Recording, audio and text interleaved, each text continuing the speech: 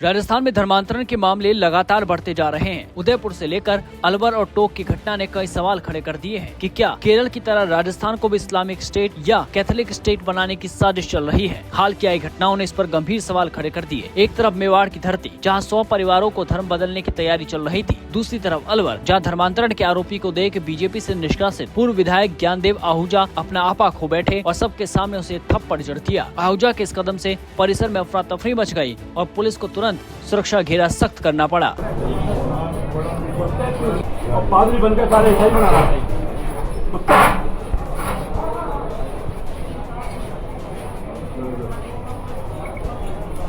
राम जाने कहेंगे इसका रिमांड लेना ऐसा लेगा।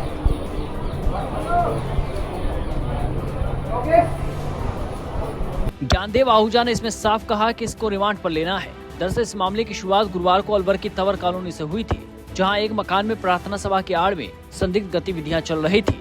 विश्व हिंदू परिषद के प्रांत संयोजक प्रेम सिंह राजावत ने आरोप लगाया कि वहां लोगों को बीमारी ठीक करने का झांसा देकर धर्म परिवर्तन के लिए उकसाया जा रहा था और ऐसा ही कुछ देखने को मिला उदयपुर में जिले के ऋषभ देव क्षेत्र में कथित धर्मांतरण की शिकायत के बाद पुलिस ने बड़ी कार्रवाई करते हुए 3 पादरियों समेत 11 लोगों को हिरासत में ले लिया है। पुलिस सभी से पूछताछ कर रही है और मामले के विभिन्न पहलुओं की जाँच भी कर रही है।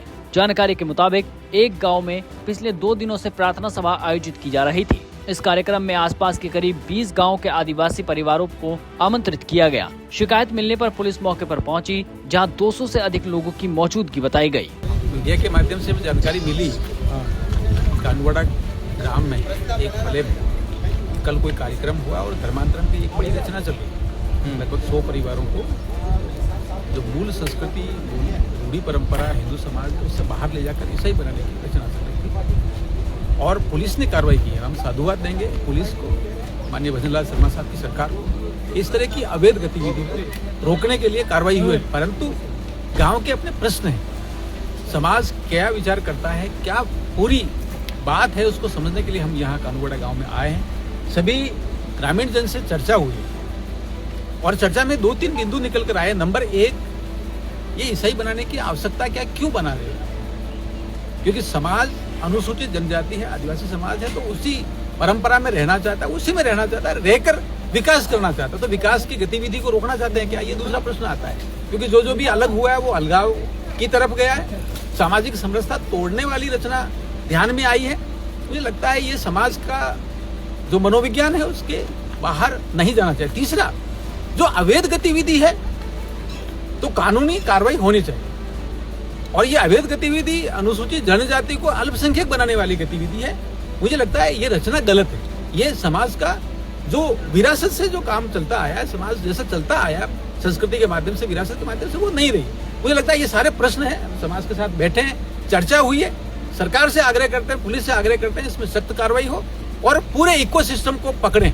किसने टेंट दिया था, कौन गाड़ी लाया था, किसने फोन करके झारखंड से यहाँ लोगों को बुलाया। झारखंड से यहाँ आने की क्या जरूरत है? हमारा समाज जाजम पर बैठ के सारे मामले तय करता है, तो झारखंड से क्यों बुलाने की, पादरियों को बुलाने की जरूरत पड़ी? नेपाल से लोगों को बुलाने की क्या जरूरत पड़ी? ये बड़े प्रश्न है, समाज इसमें चिंतित है। हमने इस प्रश्न को, इस व्यवस्था को समझाया। मन्नालाल रावत की माने तो बाहर से कुछ लोग बुलाए गए थे।